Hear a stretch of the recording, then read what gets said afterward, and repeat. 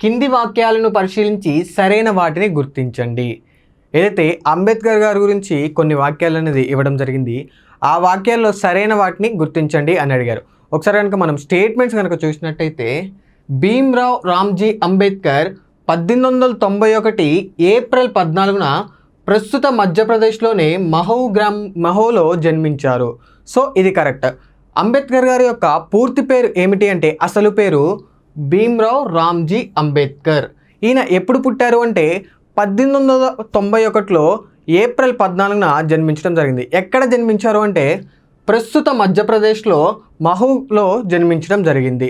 తర్వాత కొన్ని కారణాల రీత్యా అంబేద్కర్ గారి యొక్క ఫ్యామిలీ సతారాకు షిఫ్ట్ అవ్వడం జరిగింది. సో స్టేట్మెంట్ ఏ కరెక్ట్.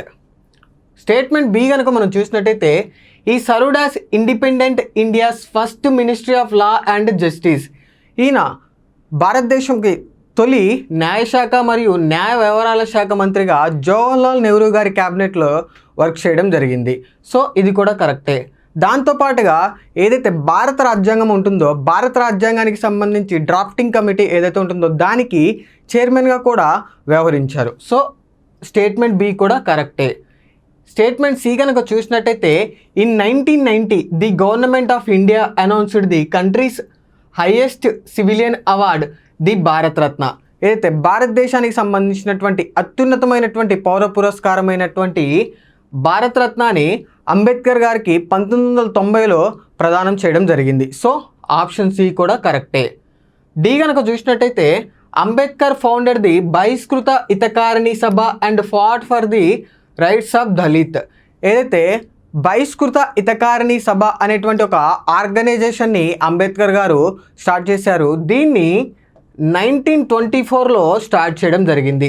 దీని యొక్క ముఖ్య ఉద్దేశం ఏంటి అంటే, దళితుల యొక్క హక్కుల కోసం పోరాడడానికి ఈ యొక్క బహిష్కృత హితకారిణి సభని స్టార్ట్ చేయడం జరిగింది. దాంతోపాటుగా అంబేద్కర్ గారు మరికొన్ని ఆర్గనైజేషన్స్ని ఏర్పాటు చేశారు. అవి ఒకసారి చూసినట్టయితే, ఈ యొక్క బహిష్కృత హితకారిణి సభని 1924లో స్టార్ట్ చేశారు. దాంతోపాటుగా 1936లో ఇండిపెండెంట్ లేబర్ పార్టీని అంబేద్కర్ గారు స్టార్ట్ చేశారు. 1942లో షెడ్యూల్ క్యాస్ట్ ఫెడరేషన్ని స్టార్ట్ చేశారు. 1945లో పీపుల్స్ ఎడ్యుకేషన్ సొసైటీని యొక్క అంబేద్కర్ గారు స్టార్ట్ చేయడం జరిగింది. సో అంబేద్కర్ గారికి సంబంధించినటువంటి బుక్స్లో ఇంపార్టెంట్ బుక్ అయినటువంటి ఎనలేషన్ ఆఫ్ ది క్యాస్ట్ ఏదైతే ఉంటుందో దాన్ని 1936లో అంబేద్కర్ గారు రాయడం జరిగింది. సో ఈ క్వశ్చన్కి సంబంధించినటువంటి కరెక్ట్ ఆప్షన్ ఏంటి అంటే ఆల్ ఆఫ్ ది ఎబోవ్.